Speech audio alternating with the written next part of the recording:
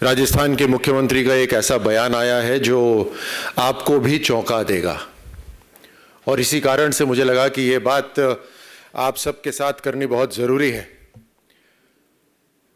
आप सब जानते हैं कि एनसीआरबी के जो आंकड़े हैं उसमें राजस्थान 2021 में बलात्कार के मामले में पूरे राष्ट्र में सर्वप्रथम स्थान पे था, अभी भी है। और 2021 के आंकड़ों के हिसाब से तकरीबन 6300 से ज्यादा दुष्कर्म के मामले राजस्थान में हुए। दूसरा राज्य आधे से भी कम है। और राजस्थान के मुख्यमंत्री का, मुझे लगता था इतने जिम्मेदार व्यक्ति हैं, लेकिन उनका बयान आया कि 56% जो बलात्कार के मामले हैं उसमें पीड़िता झूठ बोल रही है। एक पीड़िता की ओर से अगर सोचिए तो कितनी बद्धी और कितनी शर्मनाक बात है। आरोप लगाने पे सबसे आगे रहते हैं राजस्थान की सरकार।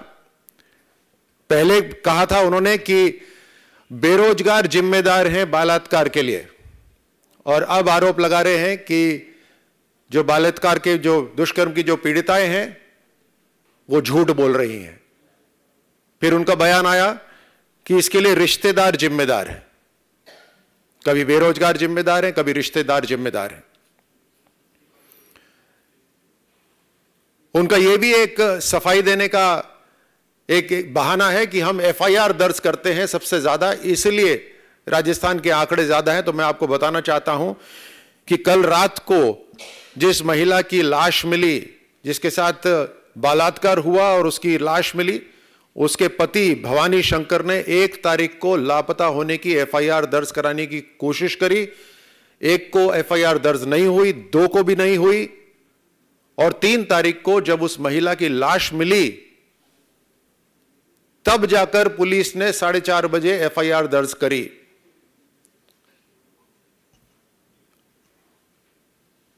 जमवा रामगढ़ के अंदर कुछ दिनों पहले एक महिला टीचर को जिंदा जलाया गया।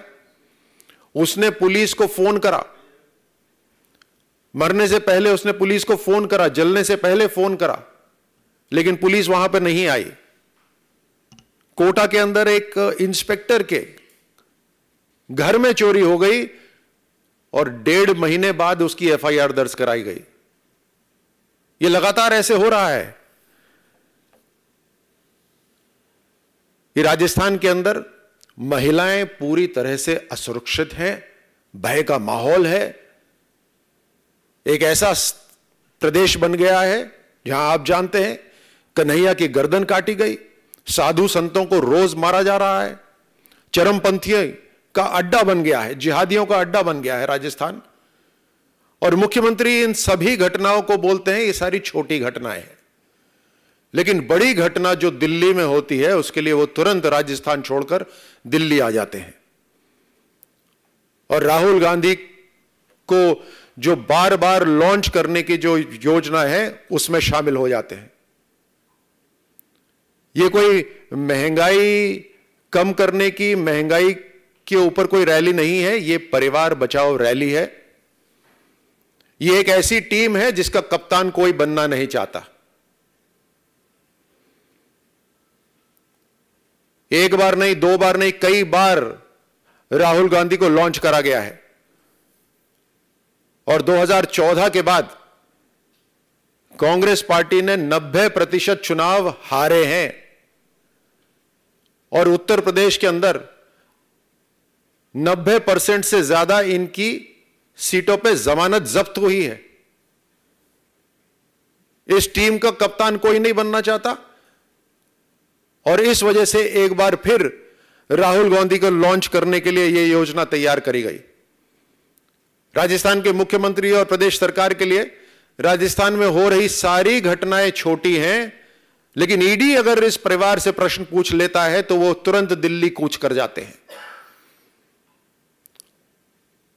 हर रोज राजस्थान के अंदर 17 महिलाओं के साथ बलात्कार हो रहा है, हर रोज, लेकिन उसके ऊपर कोई सुरक्षा का प्रबंध नहीं करा जा रहा।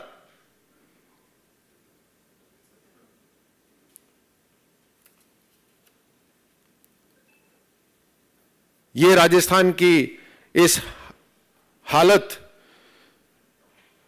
को पूरा प्रदेश और पूरा राष्ट्र जानता है, और इसलिए राजस्थान के मुख्यमंत्री, राजस्थान की प्रदेश सरकार को राजस्थान की महिलाओं की चिंता करनी चाहिए, राजस्थान की बहन बेटियों की चिंता करनी चाहिए और उनको वहां सुरक्षा प्रदान करनी चाहिए। मैं आपसे पहले भी कह चुका हूं कि राजस्थान की पुलिस का केवल और केवल इस्तेमाल राजनीतिक इंटेलिजेंस के लिए हो रहा है। कौन सा विधायक किससे बात कर रहा है, और इसीलिए राजस्थान की पुलिस के पास कोई समय नहीं है कि जनता की सुरक्षा कर सके, उस पर अपना समय भी लगा सके। ना ही दंगा होने का कोई इंटेलिजेंस उनके पास रहता है, क्योंकि पूरा समय पॉलिटिकल इंटेलिजेंस पर है। चरमपंथियों का अड्डा बन गया है, जिहादियों का अड्डा बन गया है राजस्थान। और ना ही समय जो राजस्थान के गृह मंत्री हैं उनके पास राजस्थान के लिए कोई समय है, महिलाओं बेटियों की सुरक्षा के लिए कोई समय है, क्योंकि वो मुख्यमंत्री भी हैं और उनका ध्यान पूरा राहुल गांधी रीलॉन्च 4.0 के ऊपर है। दुख होता है राजस्थानी होकर कि जो प्रदेश महिलाओं के मान सम्मान के लिए हमेशा से इतिहास में जाना चाहता था, आज दुष्कर्म के पायदान पर राष्ट्र में सबसे नंबर 1 है। आपको कोई सवाल पूछने हो तो आप पूछ सकते हैं। सबसे पहले तो पार्लियामेंट की जो प्रोसीडिंग्स होती हैं वो आप सब देखते हैं। जो स्थान डिबेट का है वहां पर डिबेट करने से कांग्रेस पार्टी हमेशा भागती है। सरकार और बीजेपी हमेशा सदन के अंदर डिस्कशन के लिए पूरी तरह से तैयार रहती है। दूसरी बात महंगाई की, तो जिस परिस्थिति से पूरी दुनिया निकल रही है, आर्थिक मंदी हो दुनिया के अंदर, यूक्रेन रशिया का युद्ध हो, तेल की कीमतें हो, कोरोना काल जो पूरी दुनिया के सामने रहा, उसकी वजह से जो डेवलप्ड कंट्रीज हैं वो पिछड़ गई हैं। और इस सब के बावजूद भारत की जो आर्थिक गति है वो बाकी सभी राष्ट्रों से तेज है।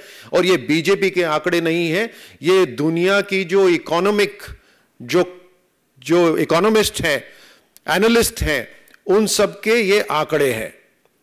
जो जीएसटी कलेक्शन भी हो रहा है वो पिछले 5 महीने में लगातार तकरीबन 1,50,000 करोड़ है। तो इतने हर साल जो जीएसटी इकट्ठी हो रही है वो अभी तक का जितना टैक्स कलेक्शन हो रहा था उससे कहीं ज्यादा है।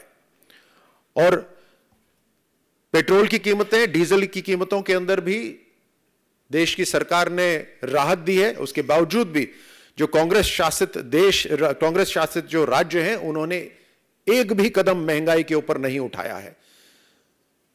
राजस्थान खुद आप ले लीजिए, तेल की कीमतों के अंदर पूरे देश के अंदर सबसे आगे जो प्रदेश है उसके अंदर राजस्थान है। केंद्र सरकार के कम करने के बावजूद भी राजस्थान सरकार ने तेल की कीमतें कम नहीं करी हैं। लेकिन यहां पर दिल्ली में महंगाई की रैली के अंदर भाग लेने पहुंचे हैं राजस्थान के मुख्यमंत्री। राजस्थान को तो रेप कैपिटल बना दिया और अब देश की कैपिटल में महंगाई की बात करने पहुंचे हैं। जी, कांग्रेस के, विपक्ष के और सिर्फ पॉलिटिकल पार्टीज के ही नहीं बल्कि दुनिया के जो स्पेशलिस्ट हैं, पॉलिटिकल स्पेशलिस्ट हैं और इकोनॉमिक स्पेशलिस्ट हैं, वो आज भारत की राजनीति हो, भारत की केंद्र सरकार की योजना हो या आर्थिक रूप से जुड़ी हुई जो योजना हो, उसमें लगातार तारीफ कर रहे हैं। जो विदेशी मुद्रा इकट्ठी हो रही है भारत के अंदर, उसके ऊपर जो क्रिटिक्स होते थे वो तारीफ कर रहे हैं। कांग्रेस के जो लीडर कई ऐसे हैं जो कांग्रेस छोड़ छोड़कर भाजपा की तारीफ कर रहे हैं या भाजपा में जुड़ते जा रहे हैं। यह सब इसी कारण से हो रहा है क्योंकि एक वैक्यूम है कांग्रेस पार्टी के अंदर। विजन से संबंधित एक वैक्यूम है, उनकी जो रोजमर्रा की जो नीतियां हैं उससे जुड़ी हुई वैक्यूम है, लीडरशिप का वैक्यूम है, और इसी कारण से उनके हर राज्य से पांव उखड़ते जा रहे हैं। लोकतंत्र के अंदर विपक्ष मुकाबला करे, ये हम सब चाहते हैं, लेकिन सच्चाई से कितनी दूर है वो आपके इस बयान से, या आपके नहीं, जो जिन्होंने भी ये बयान दिया है उससे पता चलता है। जी धन्यवाद।